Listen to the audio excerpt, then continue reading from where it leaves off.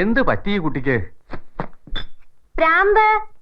അപ്പോൾ ആദ്യത്തെ ഷൂട്ടിംഗ് തന്നെ സെക്രട്ടേറിയറ്റിൽ വെച്ചായിരുന്നു. സെക്രട്ടേറിയറ്റിലെ ടോയ്ലറ്റിൽ പോയിട്ട് വന്നപ്പോഴത്തേക്കും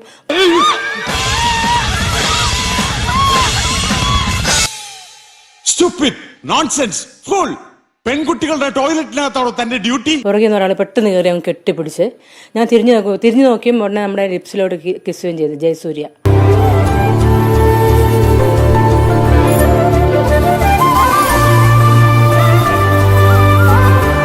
എനിക്കത് ഭയങ്കര ഷോക്കായി. പെട്ടെന്ന് തള്ളി മാറ്റിയിട്ട് ഞാൻ ഓടി പോയത്. ഇവരെ മാതൃകാപരമായി ശിക്ഷിക്കണം. മിനിമം ബലാത്സംഗത്തിനുള്ള തൂക്കുമരം തന്നെ. താഴെ പോയിരുന്നു. അപ്പം താഴെ എല്ലാവരും ഗ്രൗണ്ടിൽ ജഗദീഷ് ചേട്ടൻ എല്ലാവരും ഇരിപ്പുണ്ടായിരുന്നു. ജഗദീഷ് ചേട്ടൻ വളരെ കംഫർട്ടഡ് ആളായിരുന്നു, വളരെ ഡീസൻ്റ് ആയിരുന്നു, very genuine and educated he's.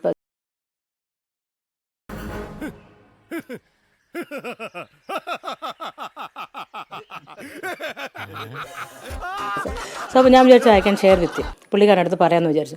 അപ്പോഴത്തേക്കും പുള്ളിക്കാരനും പുറകെ ഓടി വന്നു. ജയസൂര്യൻ പുറകെ ഓടി വെച്ച് എന്നോട് പറഞ്ഞു,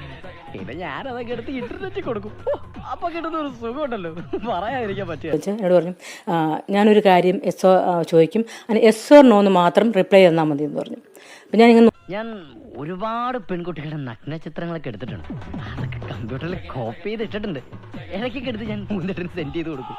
നോക്കിയപ്പോൾ പറഞ്ഞു എനിക്ക് ട്രിവാൻഡ്രത്ത് ഫ്ലാറ്റ് ഉണ്ട്, എനിക്ക് മിനുവിന് ഇൻട്രസ്റ്റഡ് ആണ്, താല്പര്യമാണെങ്കിൽ നമുക്കവിടെ കളാം. അപ്പം ഞാൻ 8 പെൺകുട്ടികളുടെ ചാരിത്രം നശിപ്പിക്കാൻ ശ്രമിച്ചിട്ടുണ്ട്. അതിൽ 4 വിജയിച്ചിട്ടുണ്ട്. ഇപ്പൊ ഗർഭിണികളാണ്. എസ് ഓർ നോ എന്ന് പറയാനല്ല പറഞ്ഞു. നോ എന്ന് പറഞ്ഞു. അത്ര വേറെ ഏതോ സിനിമയിലൊക്കെ പുള്ളിക്കാരനായിട്ട് വേണ്ടാന്ന് പറഞ്ഞു. മിനു വേണ്ട, യൂസ്ലെസ് ലേഡി. പല സിനിമ റോളുകളും പുള്ളിക്കാരനായിട്ട്. അപ്പൊ ഇന്ന് തന്നെ ഇങ്ങനെ ഒരു നുണ പറയാൻ തോന്നിയത് കോയിൻസിഡൻസ് ആയല്ലേ? വിശ്വസിച്ചിരിക്കുന്നു കണ്ണടച്ച്. ഡാത്തടി എന്ന സിനിമയിൽ മണിയമ്പിള്ള രാജചേട്ടൻ്റെ ഹോട്ടൽ വൈറ്റ് ഫോർട്ടിലായിരുന്നു പുള്ളിക്കാരൻ്റെ ഹോട്ടൽ. എനിക്ക് ഫോട്ടോ വെച്ചില്ലായിരുന്നു. പുള്ളിക്കാരൻ ഞാൻ അവിടെയാണെന്ന് അറിഞ്ഞിട്ട് പുള്ളി അങ്ങോട്ടും ഇനി എന്തൊക്കെ ഉണ്ട് എൻ്റെ അടുത്ത് ഇങ്ങനെ പറയാതെ വെച്ചിരിക്കുന്നത്? എന്നോട് പറഞ്ഞു ഞാനിന്ന് റൂമിൽ വരും കേട്ടോ. മീ അങ്ങനെ പറഞ്ഞു പറ്റത്തില്ല, ഞാൻ ഇന്ന് റൂമിൽ വരും. ഞാൻ പറഞ്ഞു വരാൻ പറ്റത്തില്ല എന്ന് പറഞ്ഞു.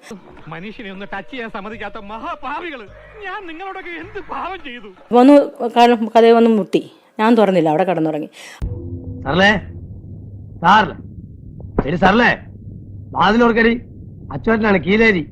കുടിക്കാൻ പറഞ്ഞു, എന്തോ കുടിക്കാൻ എന്തൊക്കെയോ തന്നു.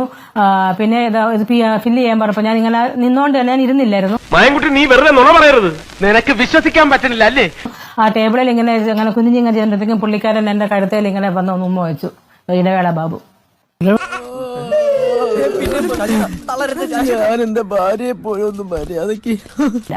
അതിനുശേഷം എന്നെ മുകേഷ് എന്നെ ഫോൺ വിളിച്ചിട്ട് പറയാ, ആഹാ അമ്പടി കള്ളി,